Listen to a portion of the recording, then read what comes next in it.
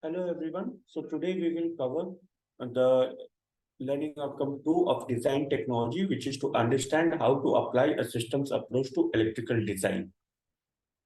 So in this session, we will be covering uh, explain with examples the systems approach of electrical and electronic design and the applications, function and operation of a range of input and a range of output devices.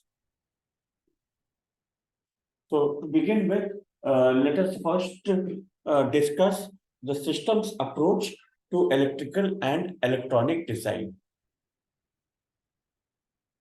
In this, we first look into the concept of open and closed loop. So in an open loop system in system design, the output does not impact the input. So applying this by designing straightforward processes without feedback control. So here what happens is the output is not dependent on the input, and you can design straightforward processes without the feedback control. So an example for this is a simple light switch which controls a bulb is an open loop system. A closed loop is where the output is fed back to adjust the input.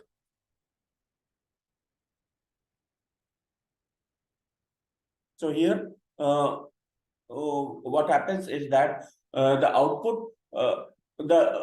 output is dependent on the input and which is continuously fed to complete the loop cycle. So this can be used for precise control. For example, in a temperature control system, a thermostat adjusts the heater based on the current temperature. So if you observe like AC or whatever the temperature control system it is, so what happens is based on the ambient temperature, the inputs are given to the sensors, and then accordingly the thermostat adjusts the heater based on the current temperature. Then we have the concept of input, process, and output. So an input, identifying the input signals or data that your electrical system will receive. So this is very important. So for example, in a digital audio amplifier, the input can be an analog audio signal which converts it into a digital format. Then the process is where the processing of the input is done in order to convert it to the output. So it comprises of designing the processing stages. So in the audio amplifier, this involves converting the analog signal to digital, then applying amplification algorithms, and then converting it back to analog. So that is the process that happens when you're converting the analog signal to a digital signal. Then we have the output. So here we have to define the desired output. So you have to specify the output, that is to what level of digitization is required. So in the amplifier, this is the amplified audio signal which is sent to the speakers and the extent to which the volume is to be sent to the speakers. So that is what is meant by controlling the output signals. Feedback system. So feedback system, it basically incorporates feedback loops to regulate and stabilize the system. So in an audio amplifier, for example, you can use the feedback to ensure the output matches the input accurately and minimize distortion.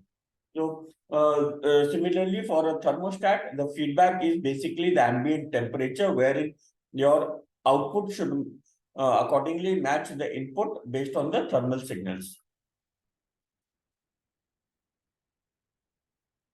So next we look into the development of system block diagrams. So the system block diagrams are an important part of an electrical system wherein you involve the steps of different identification of the components, the interconnections, and the feedback paths.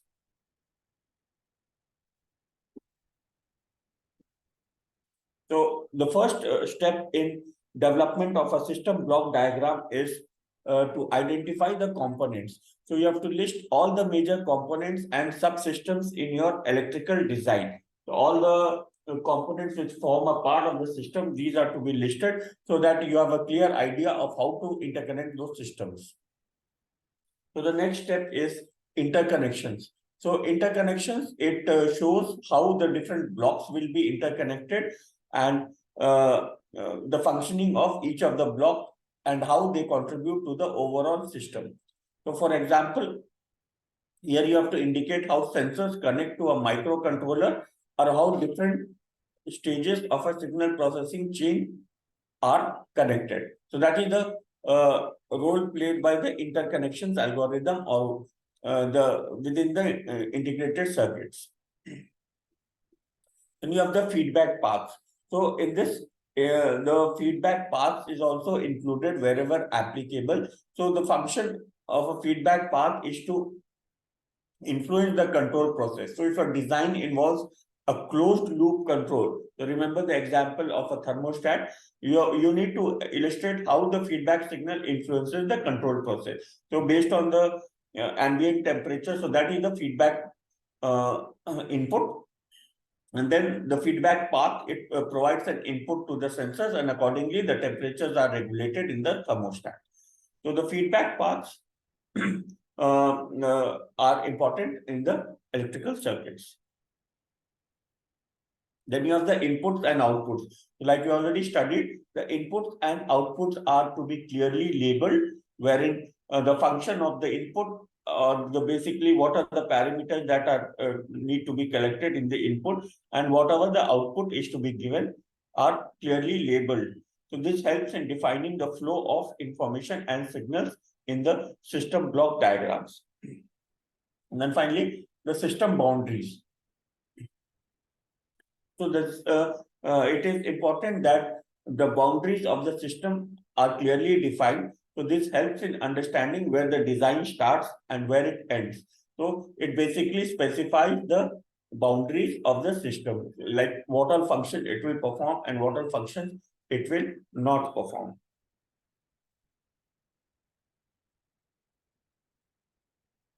So next, we look into the applications, function, and operation of a range of input and a range of output devices. So here we consider some of the input and output devices which are commonly used in a mechanical or electrical system.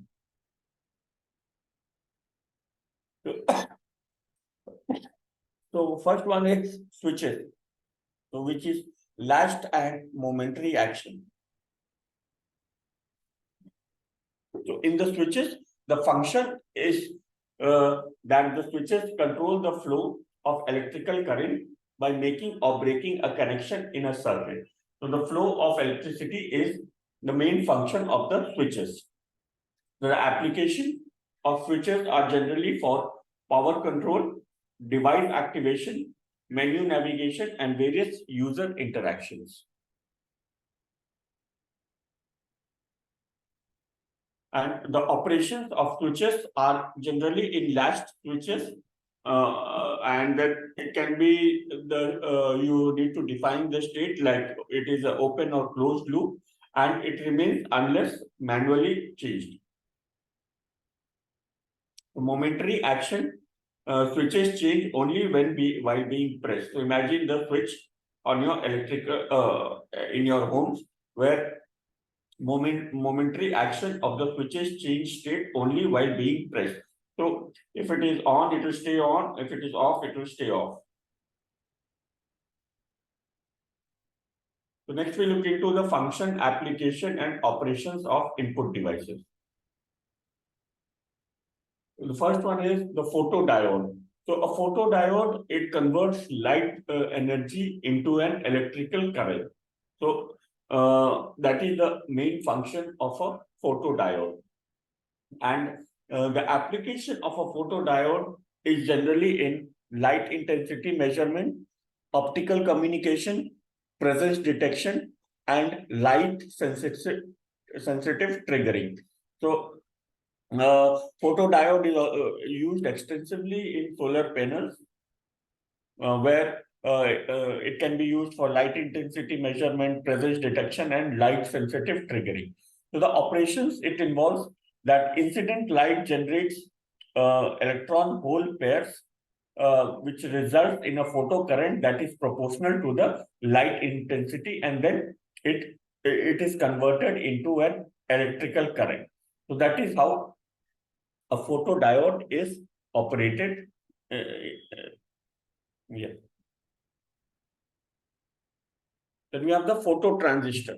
So a phototransistor generally amplify the light generated current. So first step is that the light energy is converted into electrical currents, and then the phototransistor, it amplifies or it enhances the light generated current. The application of transistors is generally in light sensing, remote controls, optical switches, and automatic lighting systems. So these are the areas where the phototransistors are generally used, and the operation of a phototransistor is done by the process wherein the photons striking the phototransistor's base emitter junction, they amplify the current flow between the collector and the emitter. So that is the since the function of phototransistor is to amplify light generated current, the operations is carried out by amplifying the current flow between the collector and emitter. So the next input device is the light dependent resistor, LDR. So the main function of light dependent resistor is to change the resistance based on light exposure. So here what happens is that the incident light alters the number of charge carriers and thereby influencing the resistance of the LDR. So the application of LDR is in light sensing in street lights, cameras, security systems, and indoor lighting. Next, we look into the NTC thermistor, which is the negative temperature coefficient thermistor.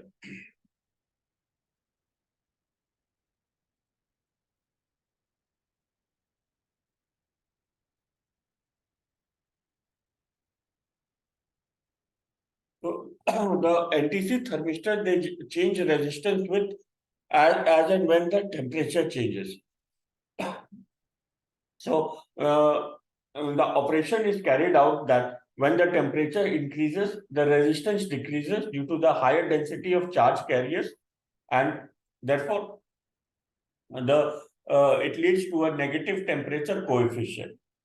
So the main application of NTC thermistor is in temperature sensing, over temperature protection, and temperature compensation.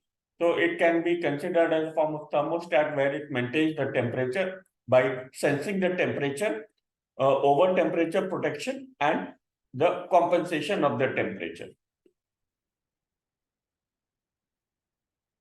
Then you have the microphone. So the main function of the microphone is to convert sound waves into electrical signals. So this is done by the process wherein the sound pressure variations cause the microphone's diaphragm to move, generating electrical voltage changes that represent the audio signal. So that is how a microphone operates.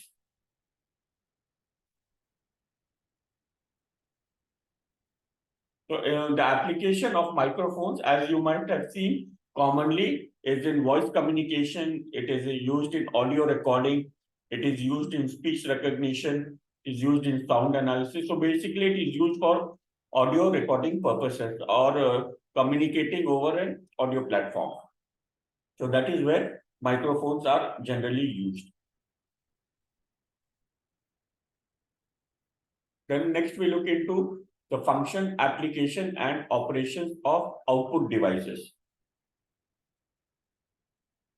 So one of the main output devices is the piezoelectric buzzers or the sounders. So the sounders, the piezo buzzers, they generate audible tones or beeps. So if you hear any beeps, so that is the function of a piezoelectric buzzers. So the operation of a piezoelectric buzzer is generally carried out wherein an applied voltage causes the piezoelectric material to expand and contract rapidly, which produces the sound waves in the form of beeps. So the application of such piezoelectric buzzers are generally in alarms, notifications. For example, if you have an alarm in your phone, you have to get up the clock, and then user feedback in various devices. So we can see a lot of example of piezoelectric buzzers in our daily life. The most common one being the alarms, the notifications on your phone. So those are the commonly used areas where piezoelectric buzzers or sounders are used. Then a lamp, which is again one of the most common electrical device which you see, and the main function of lamp is to provide visible light illumination. So it could be a table lamp, it could be a large lamp, it could be a nightstand lamp. So they all have the function of providing visible light illumination. And the operation of a lamp is carried out when an electric current heats a filament or gas emitting visible light.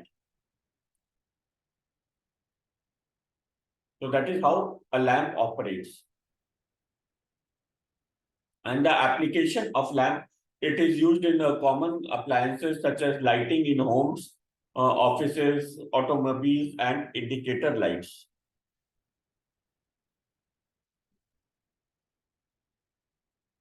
Then we have the light emitting diodes or LEDs, which are commonly used in decorative lighting, street lighting, and all. So the function of light emitting diodes or LEDs is to emit light when a current flows through them. So the operation of an LED is generally based on the principle that when the electrons recombine with electron holes in the semiconductor panel of LED, the photons are emitted, which lead to the visible portion of the light. So the application of light emitting diodes are primarily in status indicators, displays, illumination, and decorative lighting, where you see the LEDs. And this is like a most commonly used lighting system in today's environment. Then you have an advanced version, which is the LED 7-segment display. So here the main function of LED 7-segment display is to display the numerical digits and some characters using LED. So this is the basically digital form of LED. So here the operations are carried out by current flowing through specific segments of the LED display lights up to the desired digits or characters. So it presents the electrical currents in a digital format. So the application of LEDs are in digital clocks, the smartwatches, the calculators, and electronic displays, wherein the current flowing through specific segments of the LED display lights up to the desired digits or characters.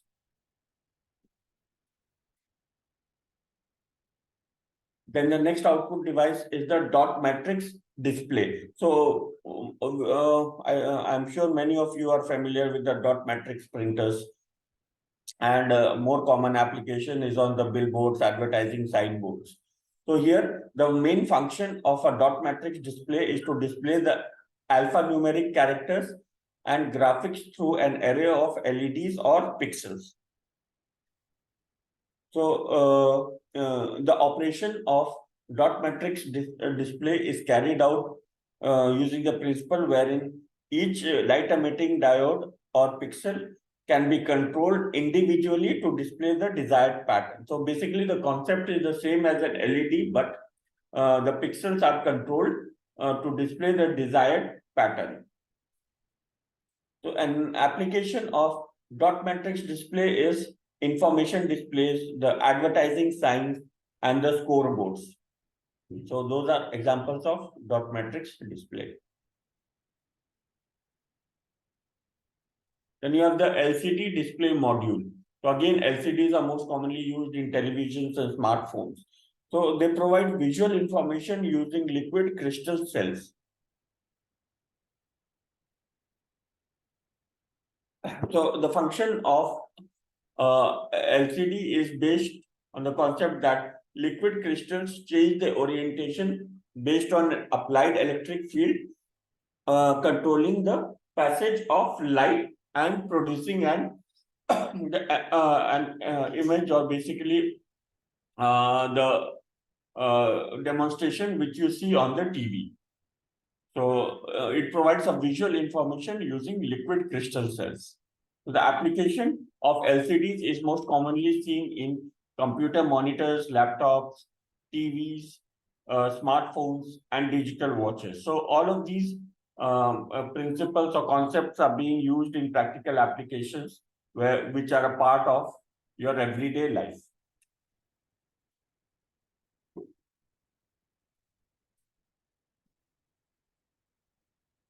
Then you have the solenoid.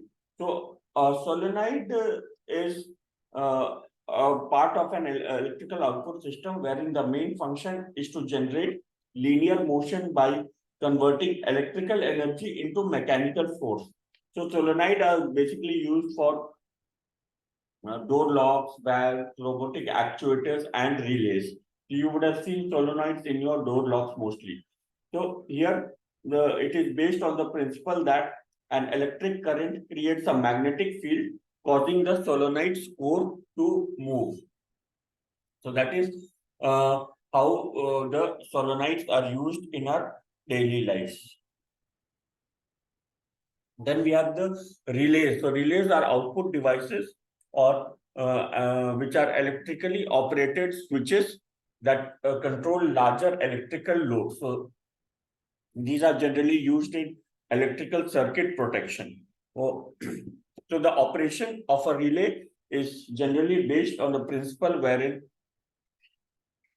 an input current activates an electromagnet which opens or closes the relay contacts. That is how a relay works.